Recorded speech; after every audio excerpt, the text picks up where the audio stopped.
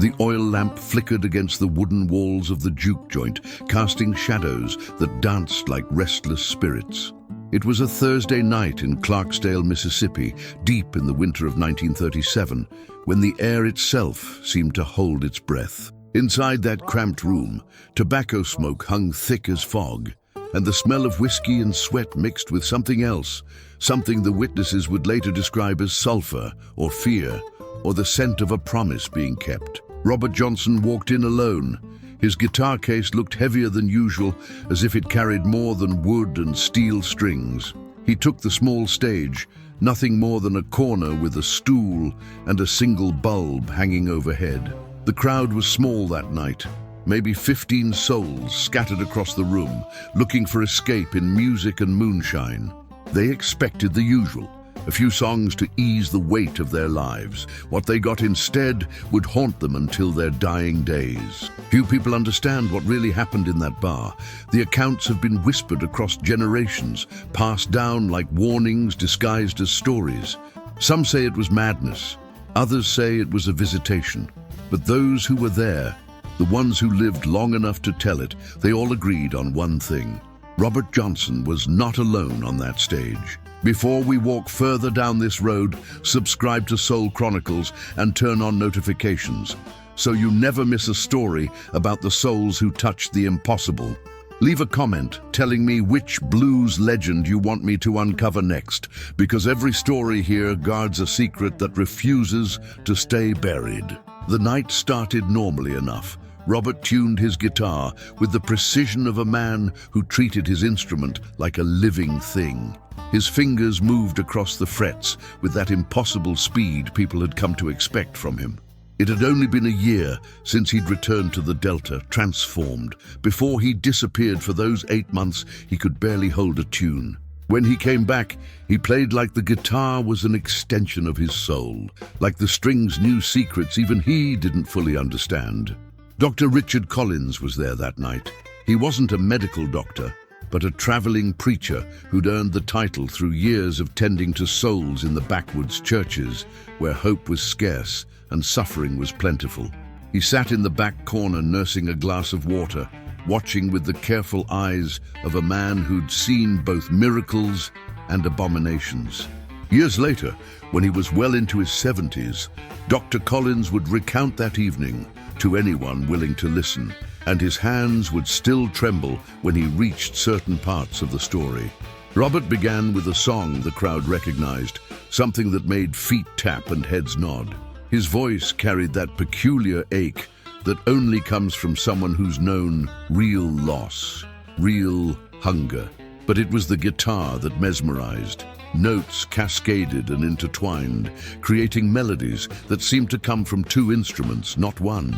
People in the audience glanced at each other with confused smiles, wondering how one man could produce such complexity. Then about 3 songs in, the temperature in the room dropped. Several witnesses mentioned this detail independently. It wasn't a gradual cooling, but a sudden shift, as if a door to somewhere cold had been opened.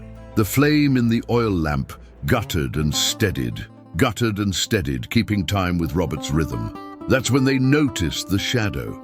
It stood behind Robert Johnson, tall and impossibly thin, stretched against the back wall like a silhouette cut from darkness itself. The strange thing, what made people's skin prickle and their hearts race, was that the shadow moved independently. When Robert swayed left, the shadow sometimes swayed right. When Robert's head tilted down toward his guitar, the shadow's head seemed to turn toward the audience, as if studying each face with an interest that felt predatory.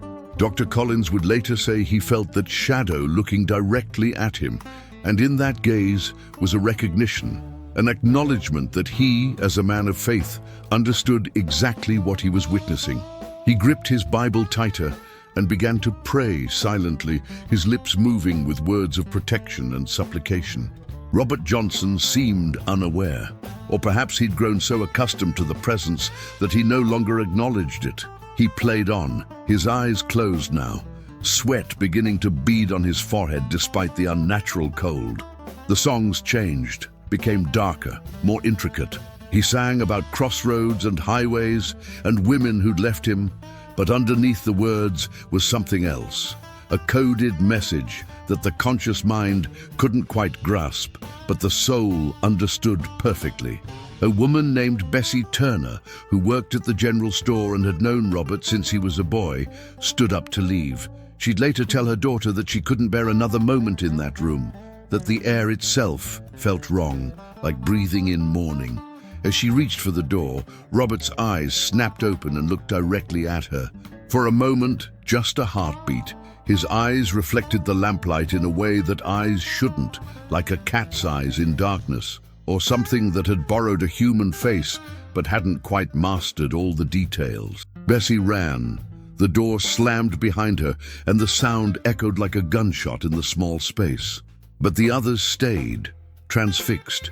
There's a phenomenon that happens sometimes when fear and fascination become so intertwined that people freeze, unable to look away, even as every instinct screams at them to flee. This was that kind of moment. Robert Johnson's fingers moved faster now, creating runs and progressions that shouldn't have been possible for human hands. The shadow behind him grew more defined, more substantial. Dr. Collins noticed something that would torment him for years. The shadow had hands, long-fingered and elegant, and those hands seemed to move in mirror image to Robert's own, as if guiding them, or as if Robert was copying movements that originated from somewhere else entirely. The question that haunted the doctor was simple and terrible. Who was really playing that guitar? The songs Robert performed that night were never recorded. Those who heard them tried to recreate the melodies later, humming what they could remember, but the music never came out right. It was as if those particular arrangements existed only in that moment, in that space where the veil between worlds had grown dangerously thin. Some of the witnesses claimed he sang verses they'd never heard before or since, lyrics about bargains and payments and the sweet relief of surrender. Midway through what would be his final song of the night, Robert began to laugh, not the warm human laughter of joy, but something brittle and sharp, like glass breaking in slow motion. His fingers never stopped moving, never missed a note, even as his whole body shook with that strange mirth. The shadow behind him seemed to laugh too, though it made no sound.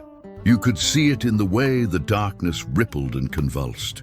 Then, as suddenly as it had begun, it stopped. Robert played one last, lingering note that hung in the air like smoke.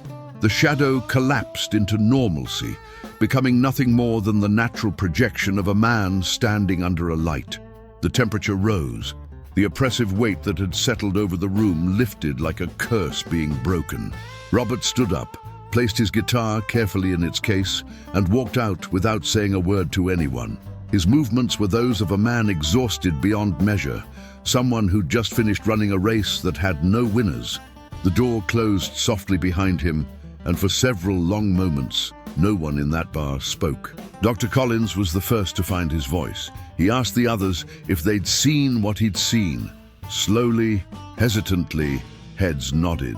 A man named Thomas Wilkes, who'd been sitting close to the stage, admitted that he'd seen the shadow move on its own. A younger fellow, barely 20, said he'd felt eyes on him that didn't belong to anyone in the room. Bessie Turner's sister, who'd stayed despite her siblings' departure, confessed that the music had made her think of her deceased mother, and that she'd heard her mother's voice whispering words she couldn't quite make out. They made a pact that night, those witnesses.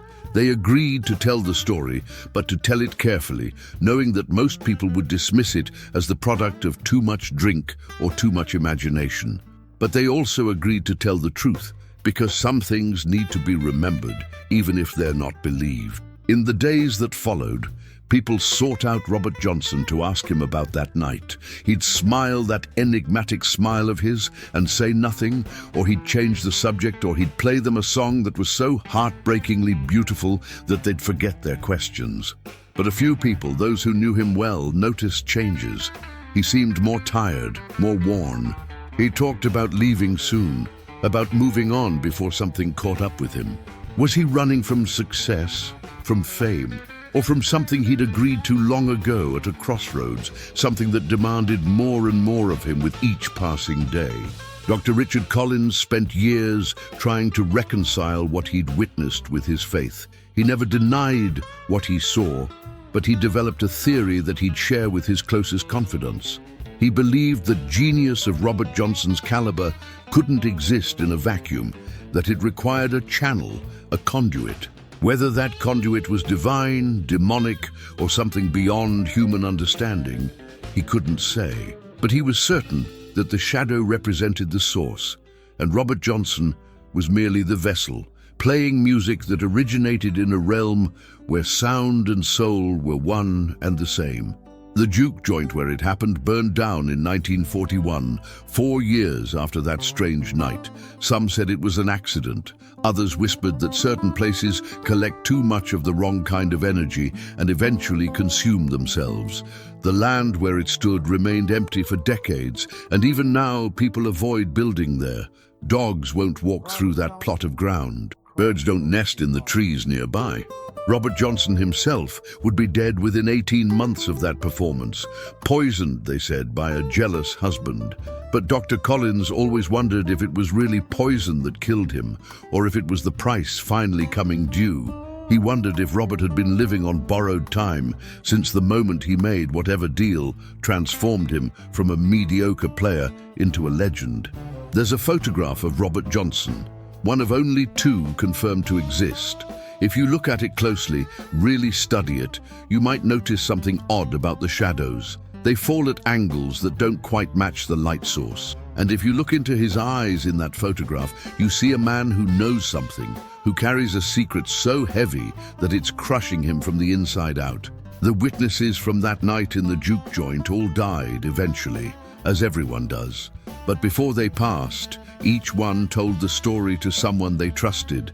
Those someones told others. And now, nearly 90 years later, we're still talking about it, still wondering, still trying to understand what really happened when Robert Johnson played alone in a bar. But they swore another shadow stood beside him. Maybe the shadow was just a trick of the light, an optical illusion created by smoke and lamplight and the power of suggestion. Maybe the cold air was just a draft from a poorly sealed door. Maybe the impossible music was simply the result of talent and practice and dedication. Maybe. But the people who were there, they knew different. They'd felt something in that room, something ancient and patient and utterly indifferent to human concepts of right and wrong. They'd heard music that seemed to bypass the ears entirely and speak directly to something deeper, something that recognized the sound as both a gift and a warning. Robert Johnson left behind 29 recorded songs, 29 pieces of evidence that genius walked among us for a brief moment. But the songs from that night in Clarksdale, the ones witnessed by Dr. Richard Collins and the others, those remain unrecorded, existing only in fading memories and second-hand accounts. Perhaps that's for the best. Some music isn't meant to be preserved. Some melodies are too dangerous to be repeated. The blues has always been music born from suffering, from the collision of African rhythms and American pain, from the crucible of slavery and sharecropping and systematic oppression. It's music that transforms agony into beauty, that takes the worst of human experience and makes it bearable through sound. But what Robert Johnson did went beyond that. He didn't just transform pain into music. He opened a door to show where all music comes from, that place beyond life and death where sound is eternal and souls are currency. Do you believe a shadow can think, can want, can make agreements? These are the questions that Dr. Collins wrestled with until his death in 1968.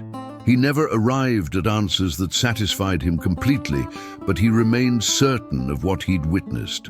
In his final years, when age had stolen his sight and his strength, he'd still talk about that night with perfect clarity. His children thought he was slipping into dementia, confusing dreams with reality. But his voice never wavered when he described the shadow, and his hands still trembled with the same fear and awe he'd felt as a younger man. The legend of Robert Johnson and the Crossroads has become part of American mythology, a story so powerful that it's been retold in countless songs, books, and films.